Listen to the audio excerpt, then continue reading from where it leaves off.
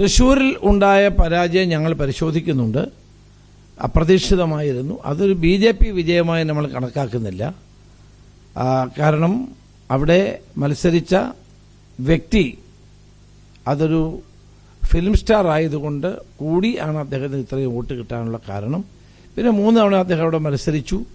അതെല്ലാം കൂടി കണക്കിലെടുത്താണ് അദ്ദേഹം വിജയിച്ചത്. എന്നാലും അവിടെ എന്താണ് സംഭവിച്ചതെന്ന് പഠിക്കാൻ കമ്മിറ്റിയെ KPCC വെച്ചിട്ടുണ്ട്.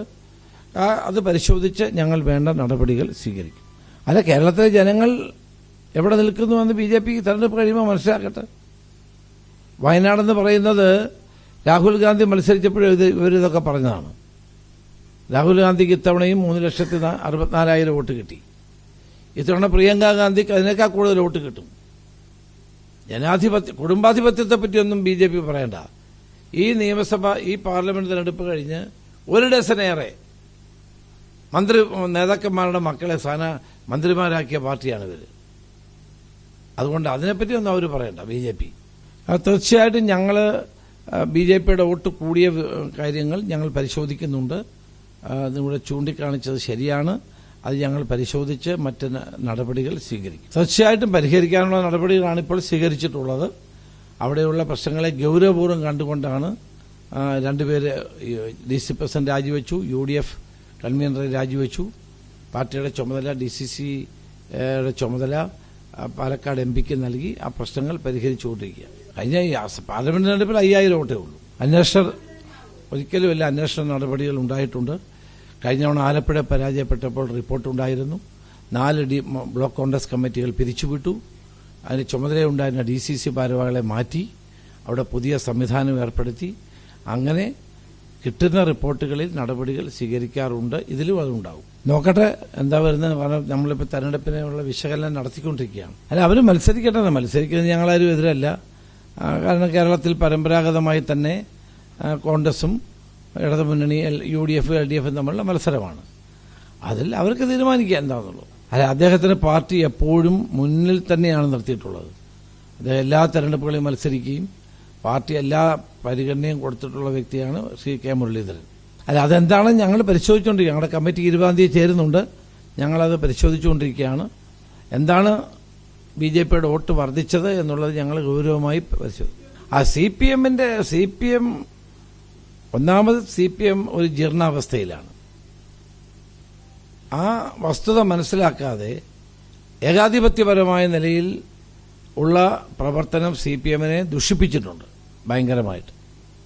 പക്ഷെ അതൊന്നും ഇവർ തുടർഭരണമാണ്. വാസ്തവത്തിൽ തുടർഭരണമാണ് ഇവർക്ക് വിനയായിട്ടുള്ളത്.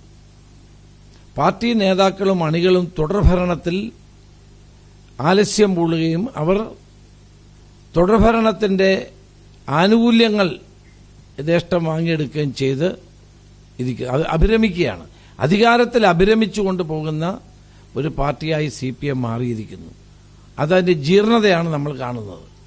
ആ ജീർണതയാണ് ഇനി പറഞ്ഞ കാര്യങ്ങളൊക്കെ ഉണ്ടാകും. ജീർണതയാണ് CPMനെ ഈ തകർച്ചയിലേക്ക് എത്തിച്ചിട്ടുള്ളത്. തീർച്ചയായിട്ടും പഞ്ചായത്ത് തെരഞ്ഞെടുപ്പിനെ വളരെ ഗൗരവത്തോടെ പാർട്ടി കാണുകയാണ്. കാരണം പ്രവർത്തകരുടെ തെരഞ്ഞെടുപ്പാണ്. ഇത്തവണ ബഹുഭൂരിപക്ഷം പഞ്ചായത്തുകളും തദ്ദേശ സ്വയംഭരണ സ്ഥാപനങ്ങളിലും ജയിക്കാൻ ആവശ്യമായ നടപടികളായിരിക്കും പാർട്ടി സ്വീകരിക്കുന്നത്. അതെന്താ വെച്ചാൽ വിവിധ ഘടകകക്ഷികളല്ലേ തീരുമാനിക്കുന്നത്, കോൺഗ്രസ് അല്ലോ. കക്ഷികൾ തീരുമാനിക്കുമ്പോൾ അവരവരുടേതായ കക്ഷികൾക്കാണ് അവരുടെ പാർട്ടിയിലുള്ള ആളുകൾക്ക് കൊടുക്കുകയല്ലേ.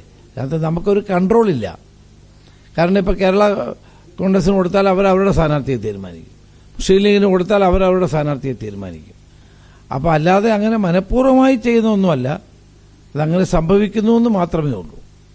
അവസരത്തിൽ പിണറായി വിജയന്റെ ഒരു രാഷ്ട്രീയമായ പാലമാണത്. കാരണം കേന്ദ്രത്തിൽ അധികാരത്തിലിരിക്കുന്ന ജനതാദൾ കേരളത്തിൽ LDFിലാണ്. അപ്പോൾ BJPയുമായിട്ടുള്ള അവരുടെ ബന്ധം അതിൽ നിന്ന് തന്നെ വ്യക്തമാണ്. ആ മന്ത്രിയെ പുറത്താക്കിയിട്ടില്ല, ആ മുന്നണിയെ പുറത്താക്കിയിട്ടില്ല, അവരൊരു പുതിയ പാർട്ടി പോലും ഉണ്ടാക്കിയിട്ടില്ല. അപ്പോൾ കേന്ദ്രത്തിൽ BJPയോടൊപ്പം ഭരിക്കുന്ന കുമാരസ്വാമിയുടെ അല്ലെങ്കിൽ ദേവഗൌഡയുടെ പാർട്ടി ഇവിടെ LDFിനോടൊപ്പമാണ്. അപ്പോൾ ഈ തരത്തിലുള്ള പ്രവർത്തനങ്ങൾ ജനങ്ങളിൽ വലിയ ആശയക്കുഴപ്പം ഉണ്ടാക്കിയിട്ടുണ്ട്. വാസ്തവത്തിൽ മഹാരാഷ്ട്രയിൽ മൊത്തം 48 സീറ്റാണ്. UP കഴിഞ്ഞാൽ ഏറ്റവും കൂടുതൽ സീറ്റുള്ള സംസ്ഥാനം മഹാരാഷ്ട്രയാണ്. അവിടെ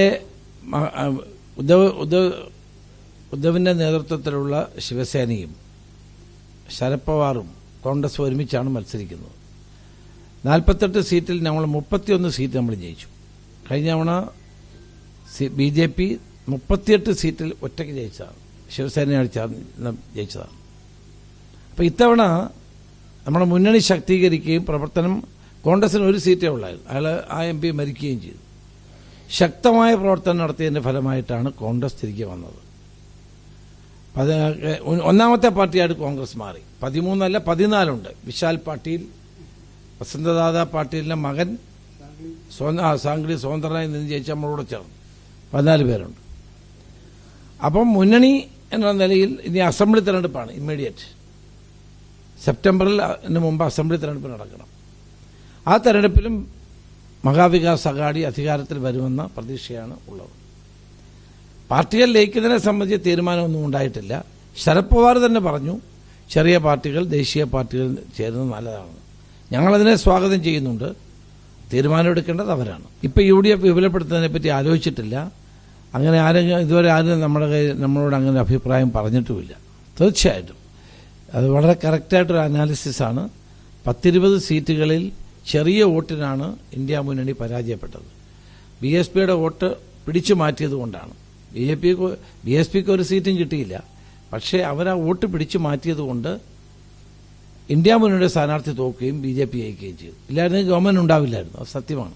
അല്ല, യാഥാർത്ഥ്യം മനസ്സിലാക്കിക്കൊണ്ടാണ് CPIയുടെ പല ജില്ലാ കമ്മിറ്റികളും അവരുടെ അഭിപ്രായം വ്യക്തമാക്കിയത്. ഇതൊന്നും മനസ്സിലാകാത്ത ഒരാൾ മാത്രമേ ഉള്ളൂ, കേരളത്തിലെ മുഖ്യമന്ത്രി. അദ്ദേഹം എല്ലാം ഭദ്രമാണ് എന്ന നിലയിലാണ് പോകുന്നത്.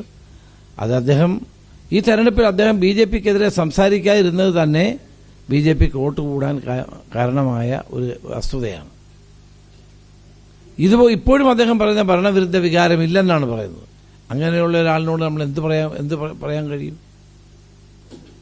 നിയമസഭയിൽ ഞങ്ങൾ സംസാരിക്കുമ്പോഴെല്ലാം ഈ കാര്യം പറഞ്ഞിട്ടും അദ്ദേഹം പറയുന്നത് ഭരണവിരുദ്ധ വികാരമില്ല, കേന്ദ്രത്തിൽ അധികാരത്തിൽ വരാൻ കോൺഗ്രസ് ആണ് നല്ലത് എന്ന് ജനങ്ങൾ കരുതി, അതുകൊണ്ടാണ് വോട്ട് ചെയ്തതെന്നാണ് പറയുന്നത്.